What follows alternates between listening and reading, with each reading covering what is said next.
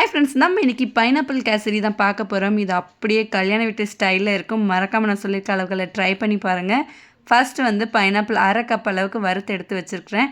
அதே மாதிரி அண்டிப்பருப்பும் வறுத்து எடுத்து வச்சுட்டு, இப்போ ஒரு பாத்திரத்தில் 1 கப் ரவைக்கு 3 கப் அளவுக்கு தண்ணி சேர்த்து, கொஞ்சமாக ஃபுட் கலர், ஒரு 6 ஏலக்காய் தட்டி சேர்த்து நல்லா கொதிச்சு வந்ததுக்கப்புறமா வறுத்து வச்சுருக்க ரவையை வந்து நம்ம உள்ளே சேர்த்துடலாம். கட்டி விடாமல் நல்லா கலந்து விடுங்க.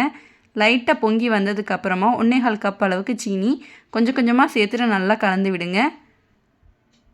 நல்லா கட்டி இல்லாமல் நல்லா கரைச்சி விட்டுருங்க. இப்போ பேலன்ஸ் இருக்க சீனி எல்லாத்தையும் சேர்த்து கலந்து விட்டுறலாம். சீனி சேர்த்து மெல்ட் ஆகி கொஞ்சம் தண்ணி ஆகும்.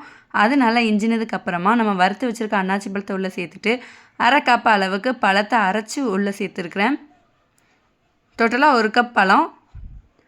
அதுக்கப்புறமா நம்ம நெய் சேர்க்க ஆரம்பிச்சிடலாம். எல்லாத்தையும் மிக்ஸ் பண்ணதுக்கப்புறமா நெய் 1/4 கிளாஸ், எண்ணெய் 1/4 கிளாஸ், ரெண்டையும் மாற்றி மாற்றி உள்ளே சேர்த்துட்டு நல்லா இழுத்து வர நம்ம கலந்து விட்டுக்கிட்டே இருக்கலாம்.